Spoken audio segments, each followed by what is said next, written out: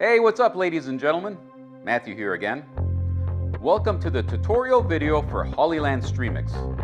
This is our first step in the switcher market, and I'm really excited to show you how you may do switching, live streaming, and some camera control, and even internal recording, all within this iPad-sized minimalistic device that you can take with you on the go. Time is money, my friends. Let's begin, shall we?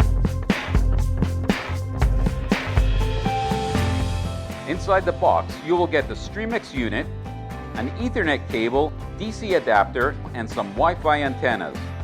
At the back of the unit, we have the power input, antenna connector, I/O for tally lights, 2 SDI in, 2 HDMI in, 1 SDI and 1 HDMI out for the clean output, and a monitor output that would mirror everything you see on the Streamix screen to another screen for a better view.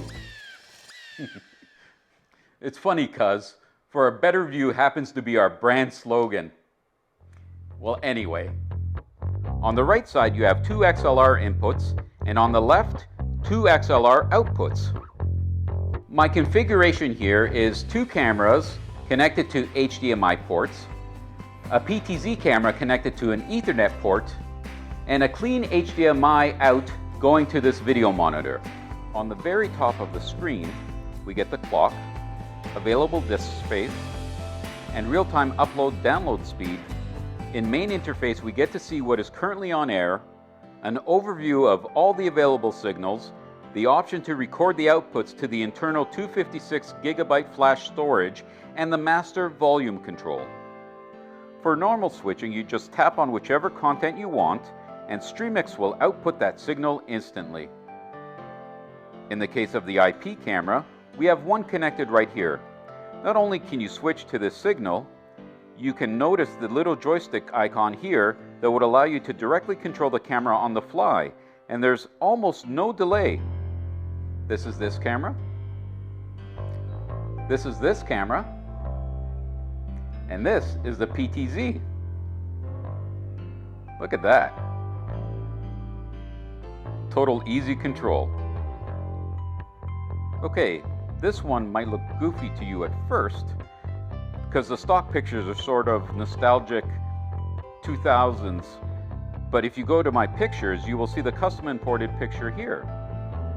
Next, we have the Scoreboard. I can choose one of the templates and customize almost everything of this board, from the look of it, the titles, to the increments of the score depending on the game that I am live streaming. Last on this column is the audio channel config. I can activate all the channel audio together and mix them here, or just mute some of them. That's for the main control interface.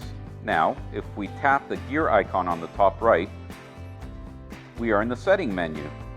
In the setting menu, we get to set up everything that we would normally not change on the fly, like the audio-video recording bitrate, streaming destinations, streaming frame rates, bitrate, resolution. This setting really depends on the network condition you are in. If you are streaming content online, stable and smooth streaming is the top priority. You may need to lower these settings to achieve smooth uploads. Here we are in the network setup, which supports both the Ethernet and Wi-Fi. But unless you have a super solid Wi-Fi environment, for stability we'd still strongly recommend using Ethernet. Here's something interesting. In the audio setting page, you get to turn on the denoising algorithm, which can be especially useful if it is getting the signal of an MC speaking in a loud environment. You can even set the threshold for the noise reduction to get the most optimal result. And we have a global analog volume setting here, the very useful audio delay feature to keep the picture and sound in sync, channel copy, which would turn one side of the stereo signal into a mono signal, and audio follow. Live plus server setting. File transfer. Aha! We're at this USB feature again. After the whole live streaming is done, if you have enabled content recording, then we would have freshly recorded files here. You connect an external hard drive and just do a simple copy and paste here to get the recordings out. Instead of using a hard drive, directly upload to an FTP server is also possible. Next, in the general settings, all the nitty-gritty settings of the device, like your time zone, project frame rate and fan speed. I'm really glad we got to set the fan speed ourselves, because at 10% now it's barely audible. Great if the operator is also speaking to a mic like I am doing now. But in many cases you probably won't need to capture audio right next to the switcher. In that case, you can just turn it back to higher speed for cooler runtime. The brightness. Very self-explanatory. The screen on Streamix has the brightness that's decent for most cases. But if you need to operate under bright sun, you will have to either get into a shade or just monitor with an ultra bright field monitor. Last but not least, we have the system info here.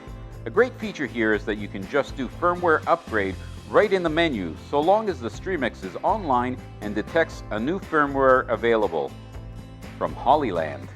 Alright ladies and gentlemen, this wraps up the tutorial video for the Hollyland Streamix. It's such a rich featured device, but it's so intuitive and easy to use. If you have any questions regarding its usage, certain streaming compatibilities, or any question at all, don't hesitate to ask in the comments below. Meanwhile, happy streaming and have a great day. Bye-bye.